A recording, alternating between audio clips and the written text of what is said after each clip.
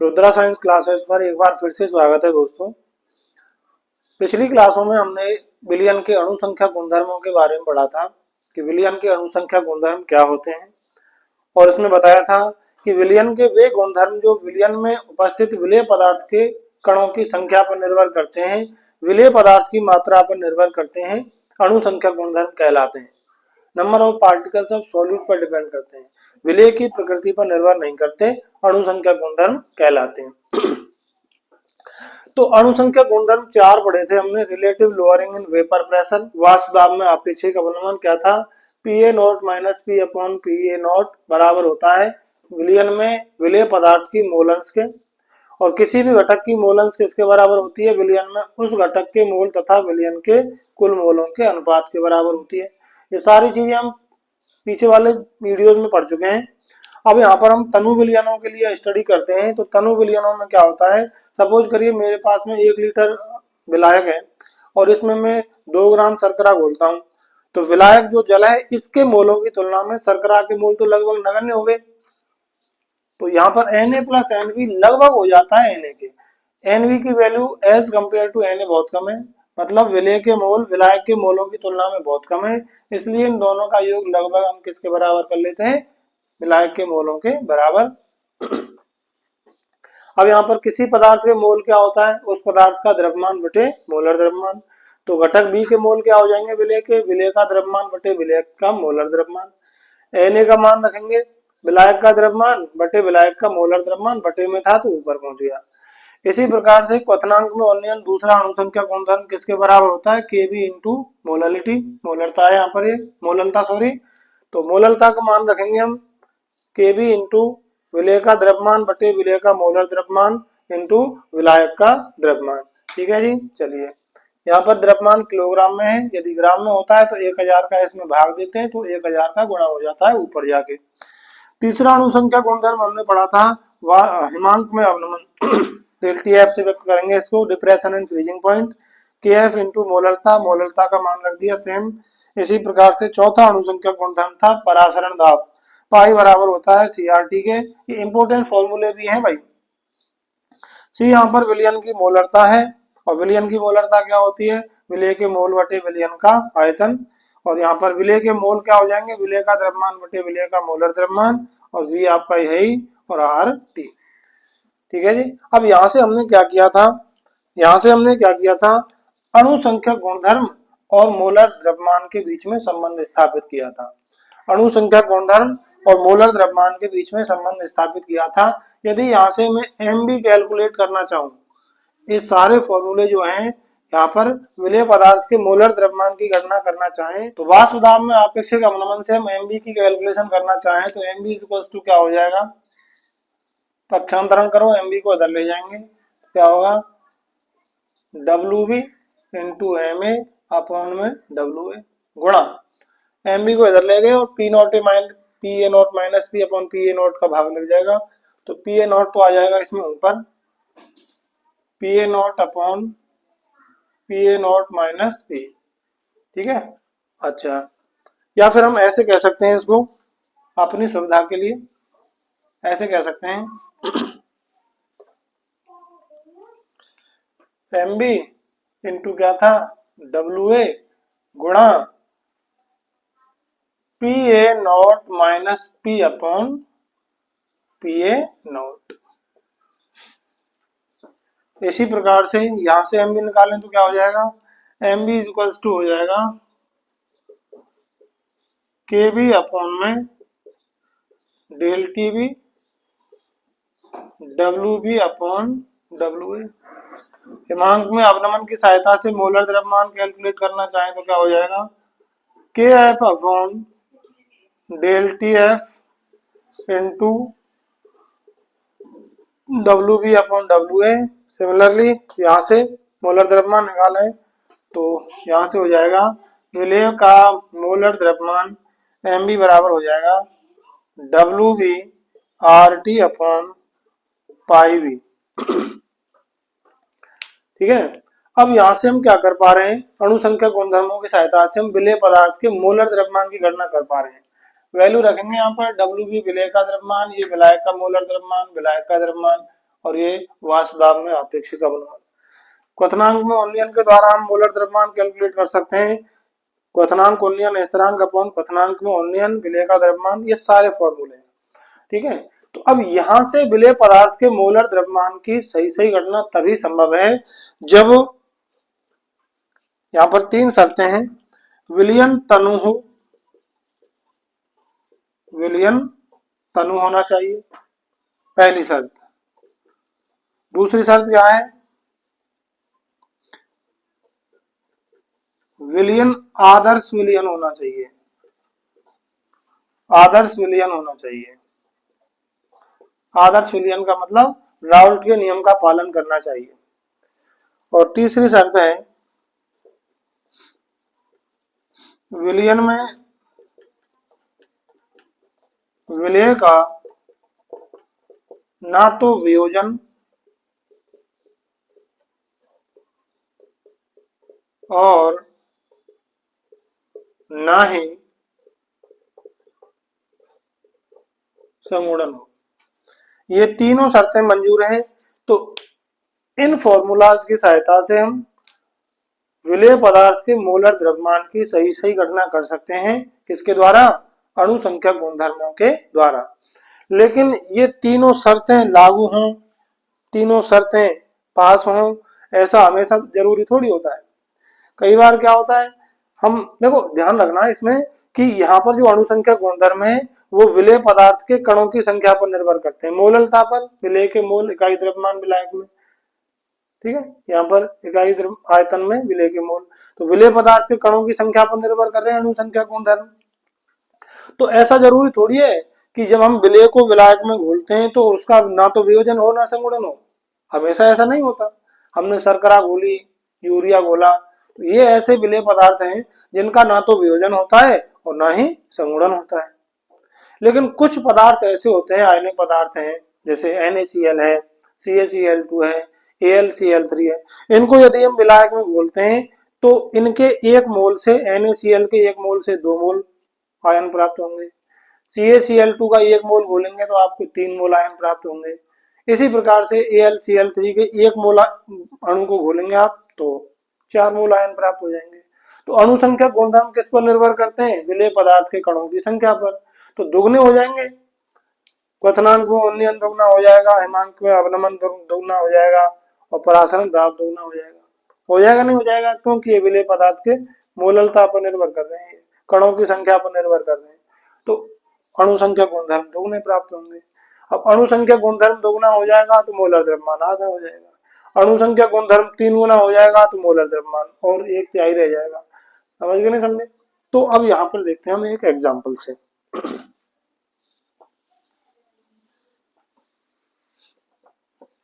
जैसे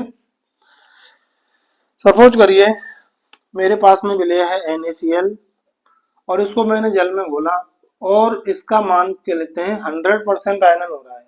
1 मोल NaCl लिया तो 1 मोल का पूरा टूट रहा है, एक इसमें Na प्लस में और Cl माइनस में। एक्वस वेक्वस हम नहीं लगा रहे हैं, केवल समझना है हमको। ठीक है, तो अब हमने इसमें कितने मोल डाले NaCl के? 1 मोल, 1 मोल डाला था ना। लेकिन विलयन में जाकर ये कितने हो गए कण? 2 मोल कण हो गए। कणों की संख्या दोगुनी हो गई।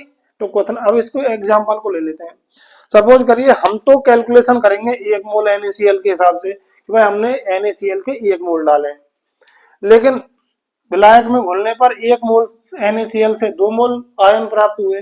तो कणों की संख्या दोगुनी हो गई और कणों की संख्या दोगुनी हो गई तो क्वथनांक में उन्नयन भी क्या हो जाएगा? दोगुना हो जाएगा। ऐसे ही मैंने लिया CaCl2 घोला, 1 कैल्शियम आयन और 2 Cl माइनस। हमने 1 मोल CaCl2 डाला था और यहाँ पर कितने मोल प्राप्त हुए हैं इसके? 3 मोल। तो यहीं पर देखो 1 मोल डाला था, हमारे हिसाब से 1 मोल विलेय डाला हमने, कणों की संख्या 1 मोल थी, लेकिन यहाँ पर जाकर कितने हो गए? 3 मोल। 3 गुना हो जाएगा क्वथनांक में उन्नयन। AlCl3 को बोलेंगे तो 1 तो पाएगा इसमें एल्यूमिनियम आयन और 3 आएंगे Cl minus ion, fluoride ion. तो कितने हो गए? 4 मोल। 1 मोल से 4 मोल कण प्राप्त हो रहे हैं। समझ रहे हैं, समझ में आ रहा है। अच्छा नेक्स्ट देखिए, K4FeCN का होल 6, इसको बोलेंगे तो 4 तो इसमें पोटेशियम आयन है और एक इसमें ये वाला संकुल आयन है। तो 1 मोल डालने पर कितने मोल प्राप्त हो रहे हैं इसके? 5 मोल। इसी प्रकार से बेंजीन विलायक में हम CH3COOH एसिटिक अम्ल को बोलते हैं, फॉर्मिक अम्ल को बोलते हैं, किसमें? बेंजीन में। तो अब बेंजीन में जब एसिटिक अम्ल को बोलते हैं तो इसके 2 कण संगुणित हो जाते हैं और क्या बनाएंगे? एक बड़ा कण बना लेते हैं CH3COOH, एक कण तो ये हो गया और दूसरा ये हो गया CH3COOH। इनमें संगुणन होता है हाइड्रोजन आबंधन के कारण। इस अणु का ये वाला हाइड्रोजन इधर ऑक्सीजन के साथ जुड़ा हुआ है, इधर भी विद्युत ऋणाई ऑक्सीजन आ गया। तो एक के साथ में तो स्थायी आबंध बना रहा है, दूसरे के साथ में अस्थायी आबंध बना लेता है, इसको हम बोलते हैं हाइड्रोजन आबंध। इसी प्रकार से ये वाला हाइड्रोजन 2 अधिक विद्युत ऋणाई ऑक्सीजनों के बीच में फंसा हुआ है, इसके साथ में तो स्थायी आबंध बना रखा है, इसने शादी कर रखी है, इधर चैट करना शुरू कर दिया। ठीक है, इस चैटिंग को ही क्या बोलते हैं? हाइड्रोजन बॉन्ड बोलते हैं, ध्यान रखना। तो एक किसका? हमने 2 मोल एसिटिक अम्ल डाले और वो 1 मोल संगुणित अणु यहाँ पर बना रहे हैं। तो हमारे हिसाब से तो क्वथनांक में उन्नयन दो कणों के हिसाब से होना चाहिए था, लेकिन जैसे ही बेंजीन विलायक में घोलेंगे एसिटिक अम्ल को तो 1 कण बना ले रहा है, कणों की संख्या आधी हो जाएगी, विलय के कणों की संख्या, मोलों की संख्या आधी हो जाएगी, तो क्वथनांक में उन्नयन भी तो आधा होगा। क्वथनांक में वृद्धि जो होनी चाहिए थी वो पहले की बजाय आधी वृद्धि होगी। तो कहने का मतलब ये रहा कि यदि विलयन में विलेय पदार्थ का वियोजन हो रहा है या फिर संगुणन हो रहा है, तो विलयन के अणु संख्या गुणधर्म चेंज हो जाते हैं, और जब अणु संख्या गुणधर्म चेंज हो जाएंगे, देखो अणु संख्या गुणधर्म चेंज हो जाएंगे, अणु संख्या गुणधर्म चेंज हो जाएंगे तो मोलर द्रव्यमान भी अलग प्राप्त होता है वास्तविक मोलर द्रव्यमान से। समझे नहीं समझे? इसलिए इस प्रकार प्राप्त डिफरेंट मोलर मास को कहते हैं असामान्य मोलर द्रव्यमान। जब विलयन में विलेय पदार्थ का वियोजन होता है, ये चारों एग्जाम्पल वियोजन के हैं, या संगुणन होता है, तो विलेय का मोलर द्रव्यमान, प्रेक्षित मोलर द्रव्यमान विलेय का, ये वाला प्रेक्षित मोलर द्रव्यमान उसके वास्तविक मोलर द्रव्यमान से, सैद्धांतिक मोलर द्रव्यमान से अलग प्राप्त होता है, डिफरेंट प्राप्त होता है। ठीक है, 2 गुना हो जाएगा, 3 गुना हो जाएगा, आधा हो जाएगा। इस मोलर द्रव्यमान को कहते हैं असामान्य मोलर द्रव्यमान, एबनॉर्मल मोलर मास। इसके केस में देखते हैं NaCl के केस में। NaCl के केस में क्या हो रहा है? 1 मोल से 2 मोल आयन प्राप्त हो रहे हैं, तो क्वथनांक में उन्नयन दोगुना हो जाएगा, और जब क्वथनांक में उन्नयन दोगुना हो जाएगा तो इसका मोलर द्रव्यमान क्या हो जाएगा? ये वैल्यू दोगुनी हो जाए तो मोलर द्रव्यमान आधी हो जाएगी। इसी प्रकार से CaCl2 का एग्जांपल लेते हैं, एक कण से कितने कण प्राप्त हो रहे हैं? 3 कण। तो एक कण से 3 कण, यहाँ पर 3 गुना हो जाएगा विलेय के मोल, तो मोललता क्वथनांक में उन्नयन 3 गुना हो जाएगा, और क्वथनांक में उन्नयन 3 गुना हो जाएगा तो क्या हो जाएगा? मोलर द्रव्यमान 1/3 हो जाएगा। ऐसे ही AlCl3 के केस में 1/4, और K4FeCN का होल 6, इसके केस में 1/5 रह जाएगा। और यहाँ पर क्या हो रहा है? संगुणन हो रहा है। यहाँ पर क्या हो रहा है? 2 कण मिलकर 1 कण बना रहे हैं। ठीक है, तो यहाँ पर क्या हो जाएगा? क्वथनांक में उन्नयन आधा हो जाएगा तो मोलर द्रव्यमान दोगुना हो जाएगा। देखो दोगुना हो रहा है, मोलर द्रव्यमान दोगुना हो रहा है। ठीक है जी, इसको बोलते हैं असामान्य मोलर द्रव्यमान। मतलब कहने का ये हुआ, जब विलयन में विलेय पदार्थ का वियोजन होता है या संगुणन होता है तो विलेय का मोलर द्रव्यमान उसके सैद्धांतिक मोलर द्रव्यमान से, वास्तविक मोलर द्रव्यमान से अलग प्राप्त होता है, जिसको हम कहते हैं असामान्य मोलर द्रव्यमान, असामान्य अणुभार या एबनॉर्मल मोलर मास बोले तो अंग्रेजी में। ठीक है जी, कहानी यहाँ तक तो क्लियर हो गई। अब ये जो केस था हमने यहाँ पर 100% आयनन करवाया है। ये जितने भी एग्जाम्पल पढ़े हैं हमने वो 100% आयनन के पढ़े हैं।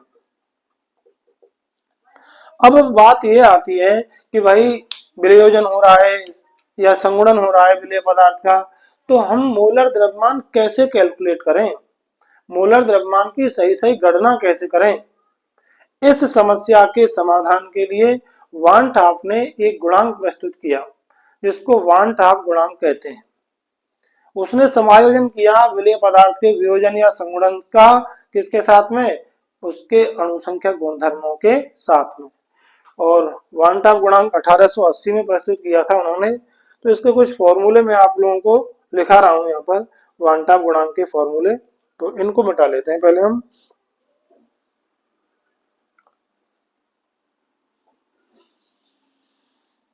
इनकी अभी हमें जरूरत पड़ेगी तो इनको रख लेते हैं। तो क्या फॉर्मूला दिया था वान टाफ गुणांक के लिए,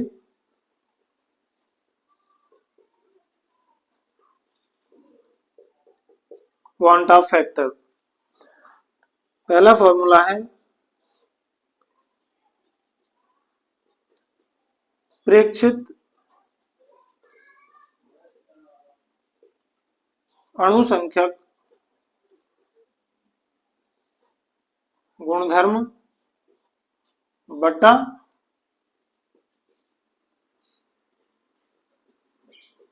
सैद्धांतिक अणुसंख्यक गुणधर्म। प्रेक्षित अणुसंख्यक गुणधर्म है प्रायोगिक अणुसंख्यक गुणधर्म जो बाद में प्राप्त हो रहा है आपको, और सैद्धांतिक अणुसंख्यक गुणधर्म है जो वास्तविक अणुसंख्यक। सैद्धांतिक का मतलब है वास्तविक क्वथनांक क्या है। दूसरा फॉर्मूला क्या है वान टाफ गुणांक आई ज्ञात करने का। यदि आपको कणों की संख्या दे रखी है, वियोजन या संगुणन से पहले कणों की संख्या दे रखी है विलेय पदार्थ के, या वियोजन संगुणन से बाद में विलेय पदार्थ के कणों की संख्या दे रखी है, तो कणों की संख्या यदि आपको दे रखी है तो क्वथनांक में उन्नयन तो वान टाफ गुणांक कैसे ज्ञात करेंगे, देखिए। आई का फॉर्मूला क्या होगा, वियोजन या संगुणन के बाद विलेय के कणों की संख्या बटा वियोजन या संगुणन से पहले कणों की संख्या। यदि कणों की संख्या दे रखी है तो इस फॉर्मूले के द्वारा हम वान टाफ गुणांक आई का मान ज्ञात करेंगे। जैसे एग्जांपल देख लो, NaCl में क्या हो रहा है, एक कण डाला हमने तो 2 कणों में टूट गया। तो वियोजन या संगुणन के बाद कणों की संख्या कितनी है, वियोजन या संगुणन के बाद कणों की संख्या कितनी है, 2, पहले कितनी है, 1। तो इसके लिए वान टाफ गुणांक आई का मान हो जाएगा 2। इसी प्रकार से मैं CaCl2 की बात करता हूं, तो CaCl2 में क्या हो रहा है, Ca+2 और 2Cl-। वियोजन या संगुणन के बाद में कणों की संख्या 3 है और पहले 1 थी, तो वान टाफ गुणांक आई का मान क्या हो जाएगा, 3/1 बराबर 3। सेम मैंने लिखा AlCl3, तो यहाँ पर कितने आयन प्राप्त हो रहे हैं, 4 हो गए ना, 3 क्लोराइड आयन है, 1 एल्यूमिनियम आयन है और पहले 1 डाला था हमने इसमें। तो यहाँ पर आई बराबर क्या हो जाएगा, 4/1 बराबर 4। इसी प्रकार से एसिटिक अम्ल की बात करते हैं हम। एसिटिक अम्ल को यदि बेंजीन में घोलते हैं हम तो ये बना CH3COOH का होल ट्वाइस। तो पहले कणों की संख्या कितनी थी, 2, अब कितनी हो गई, 1। तो आई बराबर क्या हो जाएगा, 1/2 बराबर 0.5, 1/2 बराबर 0.5। ठीक है। अच्छा, एक फॉर्मूला और रह गया है। यदि आपको मोलर द्रव्यमान दे रखा हो, यदि आपको मोलर द्रव्यमान दे रखा है विलेय पदार्थ का, तो वान टाफ फैक्टर आई का मान कैसे निकालेंगे। तो यहाँ पर देखिए इस फॉर्मूले को देखो, आई बराबर था प्रेक्षित अणुसंख्या गुणधर्म बटे सैद्धांतिक अणुसंख्या गुणधर्म। अणुसंख्या गुणधर्म दे रखा था तो प्रेक्षित अणुसंख्या गुणधर्म ऊपर थे और सैद्धांतिक अणुसंख्या गुणधर्म नीचे थे। अब यहाँ पर देखिए आप अणुसंख्या गुणधर्म, अणुसंख्या गुणधर्म मोलर द्रव्यमान के व्युत्क्रमानुपाती होता है। अणुसंख्या गुणधर्म मोलर द्रव्यमान के व्युत्क्रमानुपाती होता है। कोई सा भी अणुसंख्या गुणधर्म निकालो। हिमांक में अपनमन क्या है? मोलर द्रव्यमान के व्युत्क्रमानुपाती है। परासरण दाब मोलर द्रव्यमान के व्युत्क्रमानुपाती है। तो उल्टा हो जाएगा फॉर्मूला। मतलब कहने का क्या हुआ, यदि आपको विलेय पदार्थ का मोलर द्रव्यमान दे रखा है तो फॉर्मूला बनेगा क्वांटा फैक्टर आई बराबर सैद्धांतिक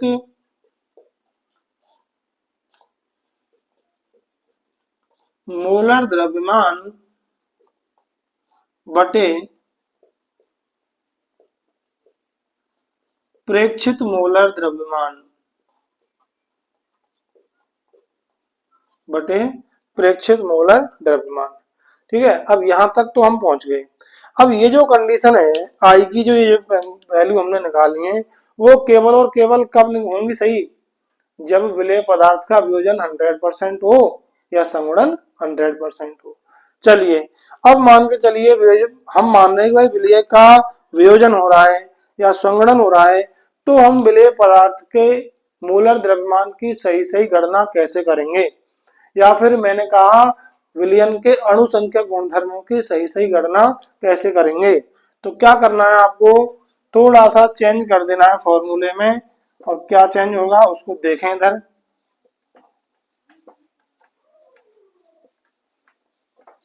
देखिए भाई, यदि विलेय पदार्थ का वियोजन या संगुणन हो रहा है तो अब तक आपने जो अणु संख्या गुणधर्मों के फॉर्मूले पढ़े थे, उस फॉर्मूले में क्या करना है आपको, केवल और केवल आई का गुणा कर देना है, वांटा गुणांक का आई कर देना है। मतलब ये रहा, वाष्प दाब में आपेक्षिक अवनमन क्या हो जाएगा, आई इंटू काई बी। क्वथनांक में उन्नयन बराबर क्या हो जाएगा, आई इंटू के बी इंटू एम। आई का गुणा कर देना है, बस इतना चेंज कर देना है आपको। जो भी अब तक आपने फॉर्मूला पढ़ा है उस फॉर्मूले में ये वाला वैल्यू रख देनी है आपको। ये फॉर्मूले चेंज हो जाएंगे, कब होंगे? जब विलेय पदार्थ का वियोजन हो रहा हो या संगुणन हो रहा हो, तो अणु संख्या गुणधर्म इस फॉर्मूले के द्वारा कैलकुलेट किए जाएंगे। ठीक है, कोई दिक्कत नहीं आ रही यहाँ पर। अब देखो सिंपल सा कंसेप्ट है। मान के चलिए NaCl के हम बात करते हैं, इसको तो हम देसी तरीका से भी समझ सकते हैं। NaCl है तो हमने डाला एक कण, तो अणु संख्या गुणधर्म एक कण के हिसाब से होने चाहिए थे, लेकिन यहाँ पर दो कण हो गए। दो कण हो गए तो क्वथनांक में क्या होनी चाहिए, दोगुनी वृद्धि हो जानी चाहिए। क्यों हो जाएगी? क्योंकि आई बराबर क्या आ रहा है, बाद में कणों की संख्या बटे पहले कणों की संख्या 2। तो हमने आई का गुणा ही तो किया है। वाष्प दाब में आपेक्षिक अवनमन दोगुना, क्वथनांक में उन्नयन आई का गुणा करो दोगुना हो जाएगा, हिमांक में अवनमन आई का गुणा करो दोगुना हो जाएगा, परासरण दाब आई का गुणा किया दोगुना हो जाएगा। इसके लिए देख लो आई बराबर कितना आ रहा है, 3। एक कण डाला हमने, लेकिन अब कितने, 3 कण हो गए कैल्शियम क्लोराइड के केस में। तो आपको क्या करना है, क्वथनांक में उन्नयन 3 गुना हो जाएगा। क्यों? एक कण से 3 कण प्राप्त हो रहे हैं, एक कण से 3 कण प्राप्त हो रहे हैं तो 3 गुना हो जाएगा। तो हमने क्या किया, आई का मान, किसका मान रखा है, आई का मान। और इसके लिए आई का मान कितना आता है, बाद में कणों की संख्या 3 है और पहले कितनी थी, 1, 3 आ गया। इस चीज का आपको ध्यान रखना है। समझ गए नहीं समझे? ये हो गए आपका 1/2 गुणांक। और यदि विलेय का वियोजन या संगुणन हो रहा है तो सही सही अणु संख्या गुणधर्म की गणना कैसे करें, या फिर मोलर द्रव्यमान की सही सही गणना कैसे करें, 1/2 गुणांक के द्वारा कर सकते हैं। अब यहां तक तो ये लीला हो गई समाप्त। अब दिक्कत आ रही है कि भाई सपोज करिए NaCl का, CaCl2 का, AlCl3 का या किसी भी विलेय का 100% वियोजन नहीं हो रहा है, 5% हो रहा है, 10% हो रहा है, 50% हो रहा है, 80% हो रहा है। 100% होता तो आई का मान हम डायरेक्ट रख दिए, इस फॉर्मूले से अणु संख्या गुणधर्म ज्ञात कर लेते। अब ये कह रहा है कि सपोज करो 100% नहीं हो रहा, NaCl का सपोज करो 80% वियोजन हो रहा है, एसिटिक अम्ल का सपोज करिए 50% संगुणन हो रहा है, तो आई की वैल्यू जो हम रखें एग्जैक्टली थोड़ी रख सकते हैं वहां पर। इस समस्या के समाधान के लिए वियोजन की मात्रा या फिर जो संगुणन की मात्रा है वो और वांटा गुणांक के बीच में एक संबंध हमको ज्ञात करना पड़ता है, तो उसको हम लोग ज्ञात करेंगे। अभी किस किस के बीच में संबंध ज्ञात करेंगे? विलेय के वियोजन की मात्रा या संगुणन की मात्रा तथा वान टाप गुणांक आई के मध्य संबंध पढ़ने वाले हैं। हालांकि ये थ्योरी में इतना नहीं है, बट इससे संबंधित एक दो न्यूमेरिकल है एनसीईआरटी में, तो बाकी नीट में जेई में तो ये आगे आता ही है धड़ल्ले से। चलो देखते हैं इसको।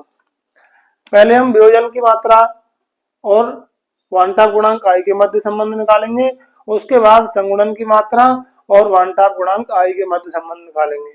पहले लिखा मैंने विलेय के वियोजन की मात्रा तथा वांटा गुणांक के मध्य संबंध, relationship between degree of dissociation and van't factor. तो मान लिया मैंने, माना विलेय के वियोजन की मात्रा अल्फा है तथा विलेय का एक कण वियोजित होकर एन कण देता है। तो इसको समझने से पहले हम बात करते हैं वियोजन की मात्रा क्या है। वियोजन की मात्रा क्या है? सपोज करिए मेरे पास में 25 NaCl अणु हैं। कितने अणुओं की संख्या है? 25। अब मैं इसको जल में घोल रहा हूं या किसी विलायक में घोल रहा हूं, तो यदि इसका 100% वियोजन नहीं हो रहा है, आंशिक रूप से हो रहा है, तो 25 में से कितने NaCl अणुओं का वियोजन हुआ? 25 अणुओं में से कितने अणु टूटे Na प्लस और Cl माइनस में? उन अणुओं की संख्या को कहते हैं हम वियोजन की मात्रा। दोबारा समझिए, हम अपने पास में विलेय पदार्थ की जितनी भी मात्रा है, जितने भी कण हैं, उन कुल कणों में से विलेय पदार्थ के कितने कणों का वियोजन हुआ है, that is called degree of dissociation, वियोजन की मात्रा। सपोज करिए NaCl के कितने कण थे हमारे पास में? 15, 25 थे। अब इनमें से मान के चलिए 5 अणु टूट गए। कितने अणु टूट गए? 5। तो वियोजन की मात्रा यहाँ पर 5 रहेगी। ठीक है, ये वियोजन की मात्रा है कि विलेय पदार्थ के कुल अणुओं में से कितने अणुओं का वियोजन हो रहा है, that is called degree of dissociation. ठीक है, तो अब यहाँ पर देखते हैं हम, ये कह रहा है अच्छा विलेय का एक कण कितने कणों में टूट रहा है? n कणों में। कितने कणों में टूट रहा है? n कणों में। जैसे NaCl का एक कण कितने कणों में टूट रहा है? 2 में। तो NaCl के लिए n बराबर हो जाएगा 2। CaCl2 की बात करते हैं तो उसका एक कण कितने कणों में टूट रहा था? 3 में। तो n बराबर क्या हो जाएगा? CaCl2 के लिए 3 हो जाएगा। AlCl3 के लिए n बराबर क्या हो जाएगा? 4 हो जाएगा। समझ में आ रहा है? तो ये n कणों में दे रहा है। तो हम यहाँ पर क्या लिखा? अपने पास में कोई विलेय पदार्थ है A, अपने पास में कोई विलेय पदार्थ है A और इसके n कण थे।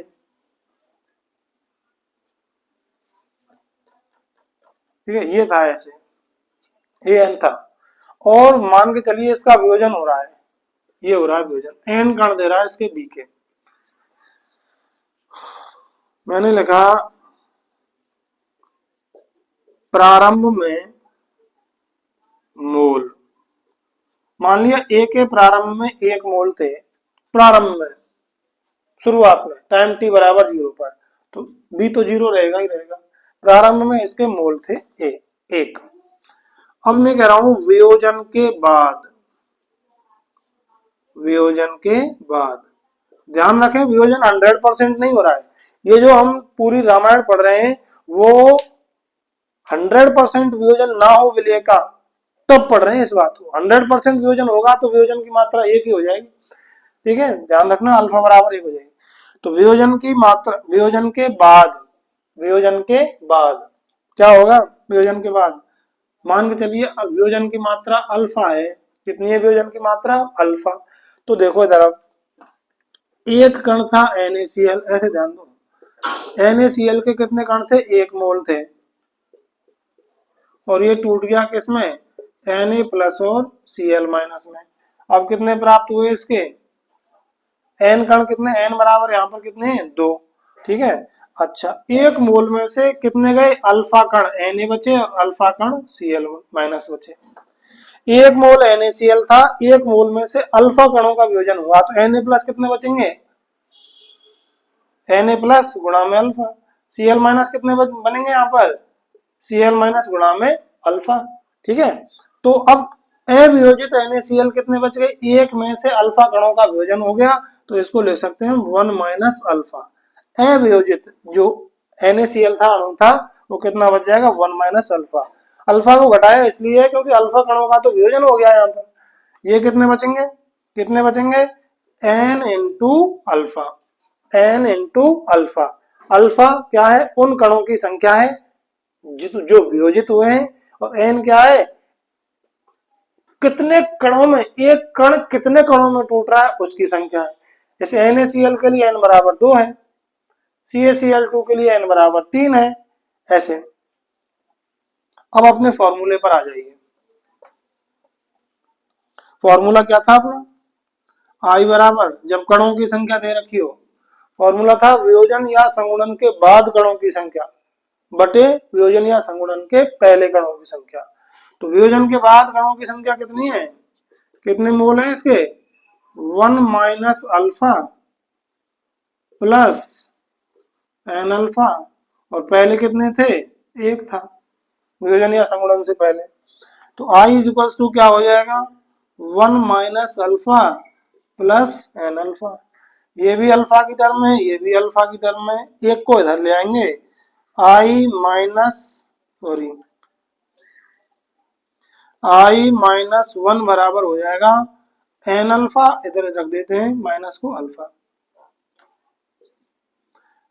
I minus 1 equal to alpha दोनों में कॉमन आ रहा है, ले लिया हमने, बचा क्या? n माइनस 1, अल्फा कॉमन लिया था। तो अल्फा इज इक्वल टू क्या हो जाएगा? यहाँ से अल्फा इज इक्वल टू हो जाएगा I minus 1 upon n minus 1 degree of dissociation, यदि आपको I ज्ञात हो तो, यदि आपको I ज्ञात हो तो। ठीक है। चलो, ये तो हो गया किसके लिए? जब वियोजन की मात्रा और I के मध्य संबंध। ठीक है। अब हम बात करते हैं संगुणन की मात्रा।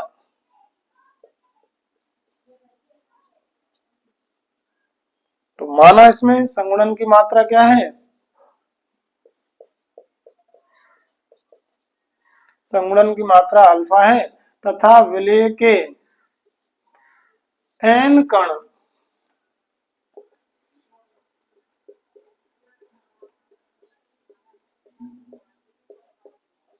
संगुणित होकर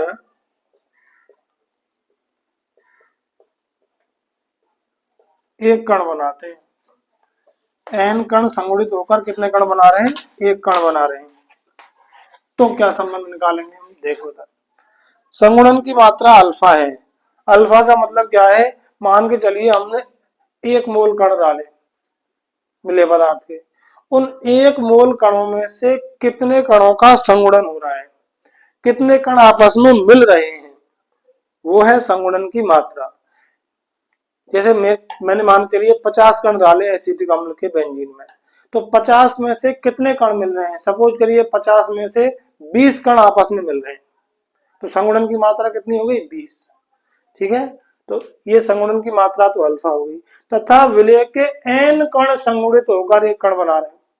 और सपोज करा 2 कण मिलकर एक कण बना रहे हैं, 2 कण मिलकर क्या बना रहे हैं? एक कण बना रहे हैं। तो बताओ कितने कण बनेंगे फिर? 20 कणों का संगुणन हुआ है और 2 कण मिलकर एक कण बना रहे हैं, तो क्या करेंगे हम? 20 में 2 का भाग देंगे, कितने कण बचे? 10।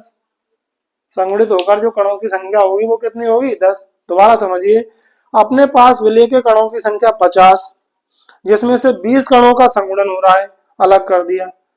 ठीक है, अब जो 20 कण है उनमें से भी 2 कण मिलकर एक कण बना रहे हैं, कितने कण बनेंगे? 10 कण बनेंगे। तो अपने पास ये कह रहा है ए के एन कण थे और जो संगुणित होकर बी एन बना रहे हैं। सपोज करा प्रारंभ में इसके मोलों की संख्या 1 थी और इसके मोलों की संख्या 0 थी। संगुणन के बाद विलय के कणों की संख्या कितनी हो जाएगी? 1 माइनस अल्फा। अल्फा क्या है? संगुणन की मात्रा। 50 में से 20 गए, 20 ने तो संगुणन कर लिया, अब कितने बचे? 50 माइनस 20, 1 माइनस अल्फा। एक मोल में से अल्फा को हमने अलग कर दिया। इधर कितने कण बचे? इधर कितने बचे? अल्फा अपॉन में एन संगुणित होकर, एन कण संगुणित होकर एक कण बना रहे हैं, तो 20 कण संगुणित होकर कितने बचाएंगे? 20/2। 2 कण संगुणित होकर एक कण बना रहे हैं तो कैसे करेंगे? 20/2।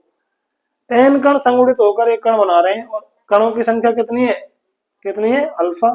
तो अल्फा में एन का भाग दे दो, टोटल जितने कण थे वो बटा कितने कण मिल रहे हैं? एन कण मिलकर एक कण बना रहे हैं, तो क्या होगा? अल्फा अपॉन में एन। अब आ जाते हैं फॉर्मूला पर। आई बराबर क्या होगा? आई बराबर हो जाएगा वियोजन या संगुणन के बाद कणों की संख्या बटे वियोजन या संगुणन से पहले कणों की संख्या। वियोजन के बाद कणों की संख्या 1 माइनस अल्फा, तो क्या है? अवियोजित, और अल्फा अपॉन एन क्या है? वियोजित कणों की संख्या है। तो मैंने लिख दिया 1 minus alpha plus alpha upon में एन, और पहले कणों की संख्या कितनी थी? 1। तो आगे सोल्व किया, 1 इक्वल्स टू क्या हो जाएगा? I equals to 1 minus alpha plus alpha upon में एन। ठीक है जी, एन यहाँ पर हमने एलसीएम ले लिया, तो आई बराबर क्या हो जाएगा? आई बराबर हो जाएगा n minus n alpha plus alpha, गुणा कर दिया, बच गुणा हो जाएगा आई इंटू एन बराबर n minus n alpha plus alpha. ये दोनों अल्फा की टर्म है, एन को इधर ले आते हैं, ये एन की टर्म है। तो मैंने कहा आई एन माइनस एन बराबर अल्फा माइनस एन अल्फा। इधर से कॉमन आ रहा है एन, आई माइनस 1 हो जाएगा। इधर से कॉमन आ रहा है अल्फा, ये हो जाएगा 1 माइनस एन। तो यहां से बताइए अल्फा इज इक्वल टू क्या हो जाएगा?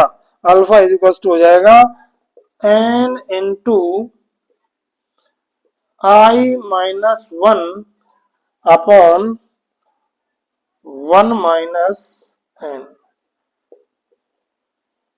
इस फॉर्मूले की सहायता से हम क्या ज्ञात कर सकते हैं? क्या ज्ञात कर सकते हैं? संगुणन की मात्रा, या फिर हम कह सकते हैं संगुणन की मात्रा और वांटा गुणांक आई के मध्य संबंध। संगुणन की मात्रा और वांटा गुणांक आई के मध्य संबंध। ठीक है जी, चलिए अब हम इससे संबंधित कुछ प्रश्न देख लेते हैं।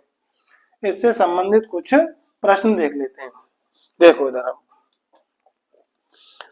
पहले एग्जाम्पल लिख लेते हैं। NaCl का वियोजन किया था Na प्लस और Cl माइनस में। CaCl2 का किया था Ca प्लस 2 और 2Cl माइनस में। AlCl3 का किया था Al प्लस 3 और 3Cl माइनस में।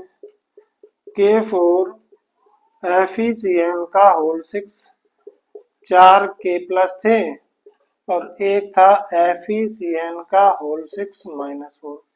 ठीक है जी, और एक लिया था हमने एग्जाम्पल किसका?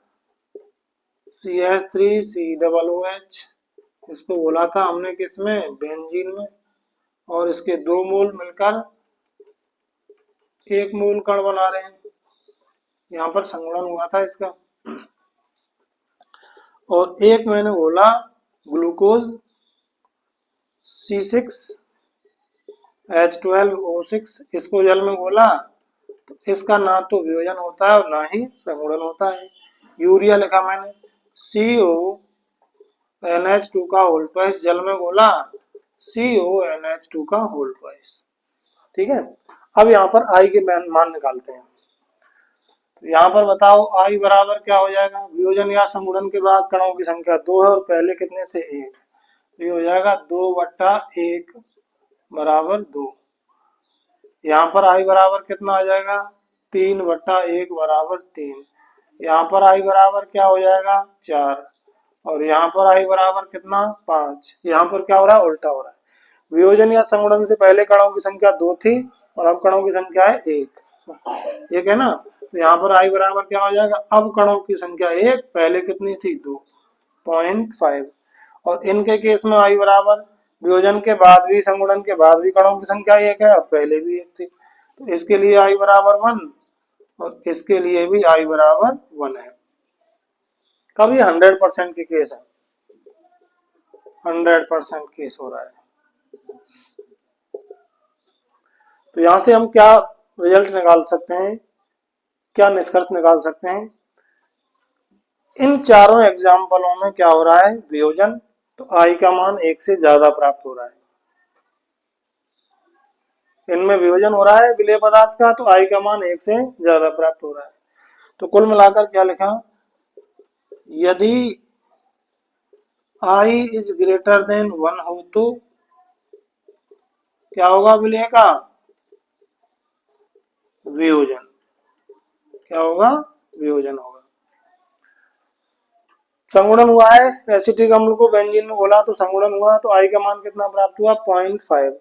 मतलब यदि आई इज लेस देन 1 हो तो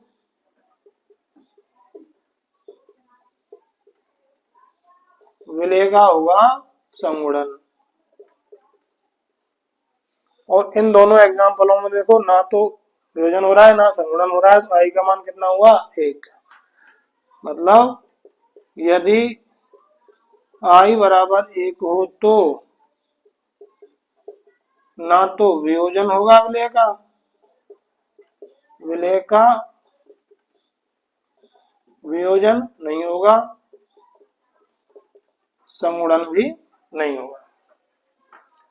इस फॉर्मूले से हम लोग निकाल सकते हैं। ऑप्शन टाइप में भी बन जाता है, वन टाइप गुणांक आई का मान दे देगा, बताओ क्या हुआ, वियोजन हुआ, संगुणन हुआ या फिर क्या हुआ, कुछ नहीं हुआ। ठीक है, तो अब आई के मान की सहायता से, वन टाइप गुणांक आई की वैल्यू की सहायता से हम बता सकते हैं कि विलेय का वियोजन हो रहा है या संगुणन हो रहा है या किस प्रकार से हो रहा है। ठीक है जी, चलिए अब हम कुछ प्रश्न देख लेते हैं, क्वेश्चंस देखेंगे इसके। वन टाइप गुणांक आई से संबंधित प्रश्न है कुछ,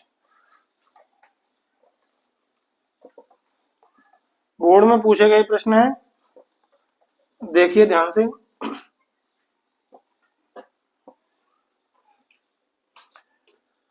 0.1 मोलर Na2SO4, क्वेश्चन है 0.1 मोलर सोडियम सल्फेट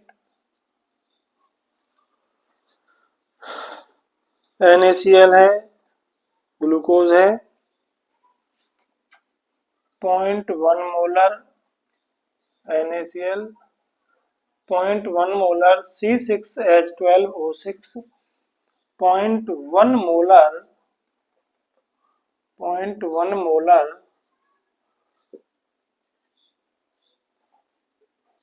Al2SO4 का होल थ्राइस।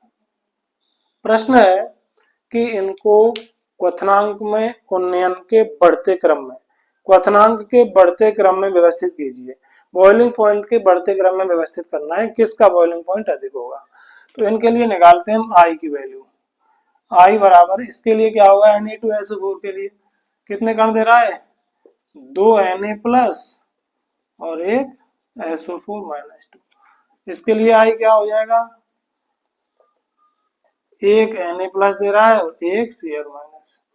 इसके लिए C6H12O6 और इसके लिए क्या हो जाएगा, 2 तो Al+3 है और 3 SO4-2 है। आई की वैल्यू निकालो। अब कितने कण हैं, 3, पहले कितने थे 1, तो 3/1 बराबर 3। यहाँ पर आई बराबर, अब कितने कण है 2, पहले कितने थे 1, तो 2/1 बराबर 2। यहाँ पर आई बराबर क्या हो जाएगा 1, और यहाँ पर आई इक्वल टू क्या हो जाएगा 3 और 2 5, 3 और 2 5। तो क्वथनांक में उन्नयन किसका ज्यादा होगा? हम जानते हैं अणुसंख्या गुणधर्म क्या होते हैं, विलेय पदार्थ के कणों की संख्या पर निर्भर करते हैं। विलेय पदार्थ के कणों की संख्या जितनी अधिक होगी क्वथनांक में उन्नयन ही उतना अधिक होगा। तो क्वथनांक किसका अधिक होगा? जिसके लिए देखो ये जो फॉर्मूला चल रहा है अपना, हम जो बात कर रहे हैं इसमें एक सिमिलरिटी है, सबकी सांद्रता समान है। सबकी सांद्रता समान है तो जिसके लिए वांटाप गुणांक का मान अधिक होगा उसके क्वथनांक में उन्नयन ज्यादा होगा, क्वथनांक ज्यादा होगा। और जिसके लिए वांटाप गुणांक आई का मान कम है उसका क्वथनांक भी कम हो जाएगा। और ये पूछ रहा है बढ़ते क्रम में व्यवस्थित कीजिए, तो बढ़ता क्रम क्या हो जाएगा, सबसे कम क्वथनांक होगा किसका, C6H12O6 का। फिर किसका होगा, NaCl विलयन का। फिर किसका होगा, Na2SO4 विलयन का। और सबसे अधिक किसका हो जाएगा, Al2SO4 के होल थ्राइस वाले विलयन का। ठीक है जी। अगला प्रश्न क्या करा है, बेंजीन में एथेनोइक अम्ल के लिए वांटाप गुणांक का मान ज्ञात कीजिए।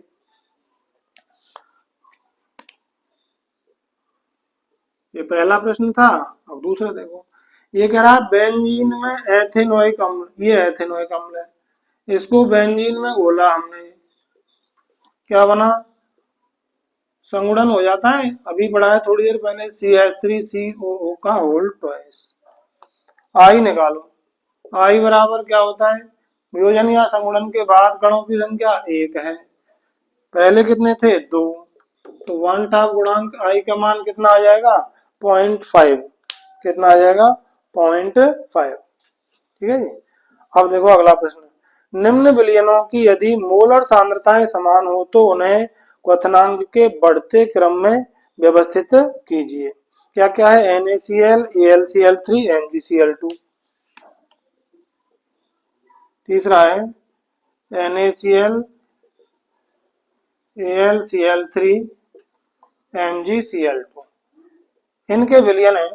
और ये कह रहा है इनकी मोलर सांद्रताएं समान है, सांद्रता सबकी बराबर है, तो क्वथनांक के बढ़ते क्रम में व्यवस्थित कीजिए। क्वथनांक किसका अधिक होगा, जिसके लिए वांटाप गुणांक आई का मान अधिक होगा। तो इसके लिए क्या होगा, Na प्लस Cl माइनस, एक कण 2 कणों में टूट रहा है तो आई बराबर हो जाएगा इसके लिए 2, इसके लिए आई बराबर कितना हो जाएगा, इसके लिए आई बराबर 3, और इसके लिए आई बराबर कितना हो जाएगा, 3 नहीं है भाई 4 प्राप्त होगा, क्यों, Al+3 और 3Cl माइनस, और इसके लिए आई बराबर कितना आ जाएगा 3। बताओ सबसे कम क्वथनांक किसका है, NaCl का। सबसे अधिक किसका होगा, AlCl3 का। तो आंसर हो जाएगा आपका NaCl का क्वथनांक सबसे कम, फिर MgCl2 का क्वथनांक, और सबसे अधिक क्वथनांक किसका होगा, AlCl। प्रश्नों को करने वाले हैं, इंपोर्टेंट क्वेश्चंस को सॉल्व करेंगे जिनमें न्यूमेरिकल्स भी शामिल रहेंगे और कुछ कंसेप्चुअल प्रश्न भी शामिल रहेंगे। तो बने रहें चैनल पर। धन्यवाद।